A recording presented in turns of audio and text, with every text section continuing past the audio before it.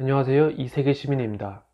이번 편에서는 한국 기업의 현실, 특히 중소기업 현실에 대해서 알려드리려고 합니다. 이번 영상을 보시고 많은 분들이 한국 중소기업의 현실에 대해서 깨달았으면 좋겠고, 한국인을 제외한 전 세계 다른 분들께서도 볼 수 있도록 영어 자막을 추가하였습니다. 한국 기업이 어떤지 궁금하신 외국인 분들에게도 이 영상이 많은 도움이 되었으면 좋겠습니다.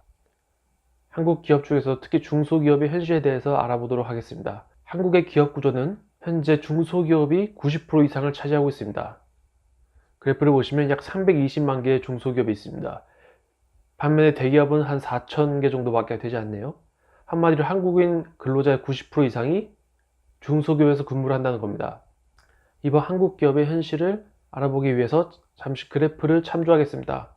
이 그래프는 International Trade Union Confederation에서 발표한 2018년도 세계 노동인권 등급표입니다. 이 그래프를 보시면 한국은 5등급임을 알 수 있습니다.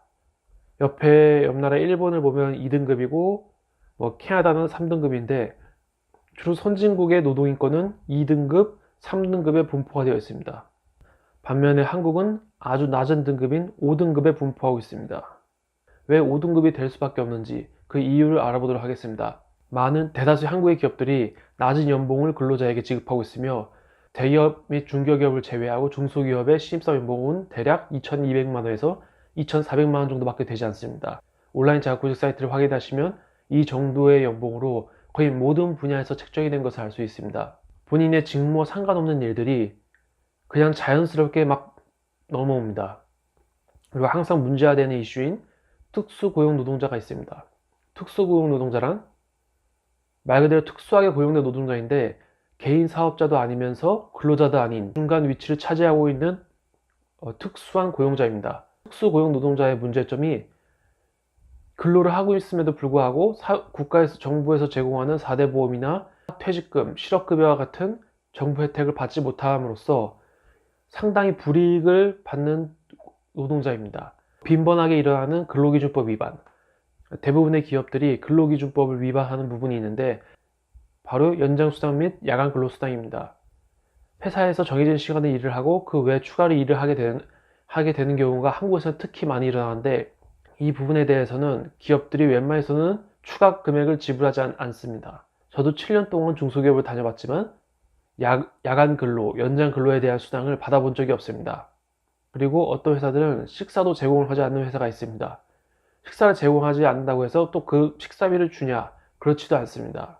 한국에서 회사를 다니다 보면 한국 내로 출장을 가는 경우가 많이 일어나는데 그에 대해서 명확하게 출장비를 지급한다든지 여비를 지급하는 일이 흔치 않습니다. 지금까지 한국 기업들의 임금체불 금액이 1조 원을 돌파했다는 기사를 본 적이 있습니다. 임금체불 사건이 그만큼 흔하게 일어난다는 건데요. 임금체불을 해결할 수 있는 이 법 자체가 좀 허술합니다. 이 허술한 법에 의해서 임금체불 사건이 아주 많이 일어나고 있습니다. 체불 해결하려면 고용노동부에 진정을 내고 근로감독관이 배정되는데 감독관이 업무를 처리하는데 한 대략 3개월 정도 걸립니다. 기업에서 임금을 지불하지 않으면 법원으로 가게 되는데 여기서부터 시간이 매우 오래 걸립니다. 1심에서 근로자가 승소하더라도 기업에서 항소를 할 수 있으며 2심에서 패소하더라도 또 대법원까지 항소를 할 수 있습니다. 여기에 소요되는 총 기간이 거의 못해도 1년 이상 걸립니다. 최소 1년, 최대 2, 3년까지 걸리기 때문에 근로자는 그 기간 동안 임금을 받지 못합니다.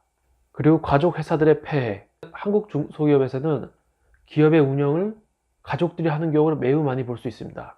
보통 그들만의 일기를 만들고 일반 직원들은 소외되는 그런 형태의 가족기업이 대부분입니다. 그리고 욕설 및 폭력.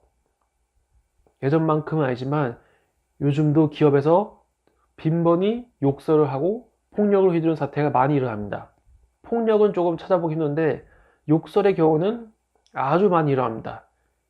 특히 중소기업이나 영세한 기업을 갈수록 욕설은 기본이며 자존심을 뭉개는 그런 발언, 인신공격을 하는 발언을 아주 많이 하는 것을 볼 수 있습니다. 저는 폭력도 한번 당한 적이 있습니다. 물론 그렇다고 구타로 여러 번 당한 건 아니지만 예전에 개발했을 때 사장이 한번 주먹을 한 대 이렇게 때린 적이 있었습니다. 이게 등 쪽을요. 지금까지 한국이 노동인권 5등급일 수밖에 없는 몇 가지 이유에 대해서 알아보았습니다. 이 이야기를 들으시고 어떤 분들은 뭐 믿지 않을 수도 있습니다. 그냥 어떻게 한국 같은 좋은 나라에서 이런 일이 일어날 수 있지? 물론 한국이 예전보다 많이 발전을 하였고 좋아진 부분도 매우 많지만 특히 근로자의 노동환경, 노동인권 부분에서는 아직도 많이 뒤떨어지는 것을 알 수 있습니다. 이 영상을 보시는 시청자분들이 한국 기업의 현실에 대해서 알았으면 좋겠고, 특히 한국어를 잘 모르시는 외국인분들에게도 이 영상의 내용이 충분히 전달되었으면 좋겠습니다. 감사합니다.